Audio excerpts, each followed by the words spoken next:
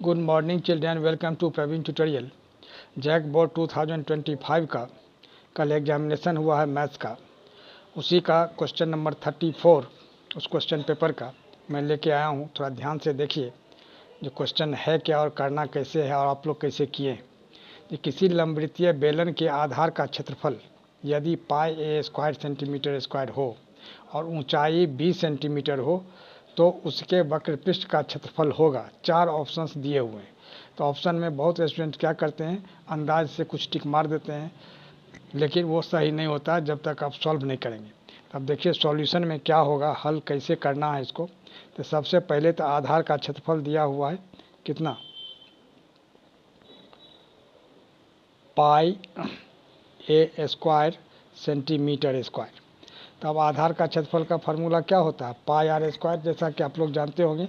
यहाँ पाई ए स्क्वायर हो गया तो पाई पाई कैंसिल हो जाएगा, तो आर इज इक्वल टू क्या होगा, अंडर रूट ए स्क्वायर, यानी क्या होगा, ए सेंटीमीटर हो जाएगा।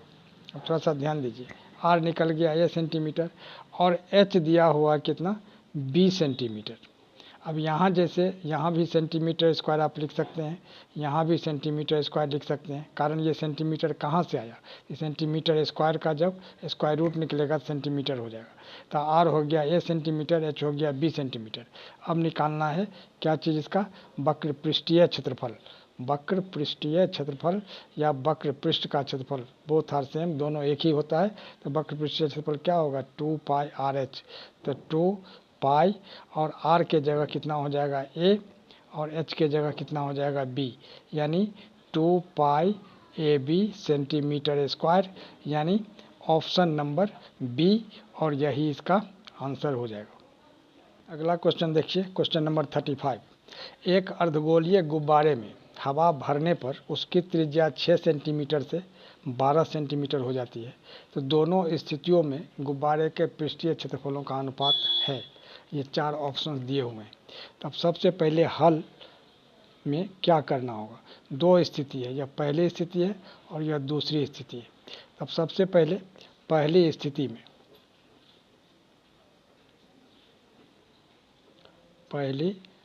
में अब ध्यान दीजिए, आर कितना दिया हुआ है 6 सेंटीमीटर, तो इसका पृष्ठीय क्षेत्रफल क्या हो जाएगा।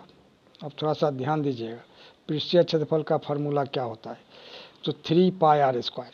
क्यों, क्योंकि अर्धगोला है, अगर पूरा गोला रहता तो 4 पाई आर स्क्वायर होता, आधा गोला है इसलिए ये वक्र पृष्ठीय क्षेत्रफल भी होगा और ऊपर का भी क्षेत्रफल जो सर्कुलर है, वृत्तीय है, उसका पाई आर स्क्वायर। तो पाई आर स्क्वायर और plus 2 pi r square 3 pi r square होता है, यानी 3 और पाई के जगह पाई और 6 का स्क्वायर, तो 6 cm का होल स्क्वायर यहाँ आप लिख सकते हैं।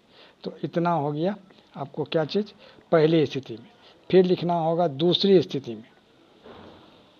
अब देखिए दूसरी स्थिति में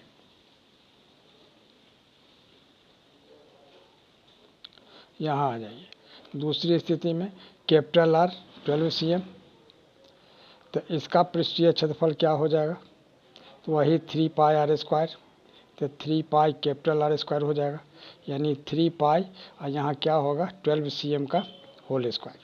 ठीक है, अब देखिए तो ये हो गया पहली स्थिति में। तो इसको अगर हम S1 सपोज कर लेते हैं और इसको S2 सपोज कर लेते हैं, तो अब यहाँ क्या करना होगा, इसका रेशियो निकालना होगा, यानी S1 बाई S2 अनुपात निकालना है। तो S1 कितना है 3 पाई और 6 cm का होल स्क्वायर, अब बाई 3 पाई 12 cm का होल स्क्वायर। तो 3 3 कैंसिल, पाई पाई कैंसिल, है ना, यानी 1 इंटू 1। अब देखिए ध्यान देके, तो यहाँ क्या होगा 6 इंटू 6 अब बाई 12 इंटू 12, और यहाँ cm स्क्वायर ऊपर भी और नीचे भी cm स्क्वायर, ये दोनों तो कैंसिल हो जाएगा। 6 1 जा 6 और 6 2 जा 12, 6 1 जा 6, 6 2 जा 12। तो 1 को 1 से मल्टीप्लाई करेंगे तो 1 और 2 को 2 से, यानी 1 इज टू 4, और 1 इज टू 4 ऑप्शन नंबर क्या है बी, और यही इसका आंसर हो जाएगा। अब देखिए क्वेश्चन नंबर 28। एक वृत्त की त्रिज्या 10 सेंटीमीटर है, इसके केंद्र से 8 सेंटीमीटर की दूरी पर स्थित जीवा की लंबाई क्या होगी। तो अब यहाँ देखिए यही ओ केंद्र वाला एक वृत्त है जिसका ओ ए त्रिज्या है, जिसकी माप 10 सेंटीमीटर दी गई है, और केंद्र ओ से जो चाप ए बी है इसकी दूरी 8 सेंटीमीटर है। तो कह रहा है जो ए बी की लंबाई क्या होगी, मन जीवा ए बी की लंबाई क्या होगी। तो अब हल में क्या करना होगा, सबसे पहले देखिए, सबसे पहले तो लिखना होगा जो ओ ए इज इक्वल टू कितना दिया हुआ है 10 सेंटीमीटर, यानी ओ ए आर हो गया यानी त्रिज्या। अच्छा, और यह ओ एम दिया हुआ है कितना 8 सेंटीमीटर, और ओ एम जो है सो कोण ओ एम ए बराबर दिया हुआ कितना 90 डिग्री, क्योंकि ये परपेंडिकुलर है, डिस्टेंस जब रहेगा तो वो लंब होगा। ठीक है, अब देखिए, तो यहाँ लिखना होगा जो समकोण त्रिभुज ओ एम ए में O A square is equal to O M square plus A M square. कैसे, तो पाइथागोरस प्रमेय से यहाँ एकदम लिखना ही लिखना है। अब देखिए, तो ओ ए के जगह कितना होगा 10 सेंटीमीटर का होल स्क्वायर, और ओ एम के जगह कितना होगा 8 सेंटीमीटर का होल स्क्वायर और प्लस ए एम स्क्वायर। तो 10 सेंटीमीटर का स्क्वायर कितना होगा 100 सेंटीमीटर स्क्वायर, और 8 सी एम का whole square 64 c m square. इसको अगर हम लेफ्ट साइड ले जाते हैं बाईं तरफ, तो 64 c m square is equal to कितना हो गया ए एम स्क्वायर। अब क्या होगा, this implies A M square is equal to कितना 100 में से 64 माइनस करेंगे तो 36 सी एम स्क्वायर।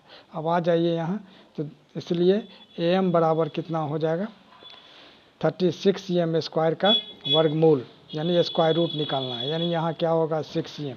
ए एम जब 6 सी एम हो गया तो therefore A B is equal to कितना होगा 2 इंटू ए एम, यानी कितना 2 इंटू 6 यानी 12 सी एम, यानी ऑप्शन नंबर कितना डी।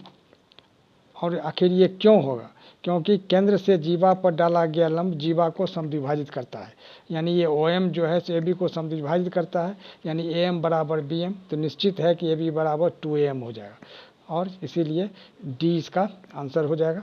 और इसी तरह का इम्पोर्टेंट क्वेश्चन का सीरीज हमारे बीच चलता रहे, इसके लिए आप लोग लाइक शेयर और सब्सक्राइब जरूर करें। धन्यवाद।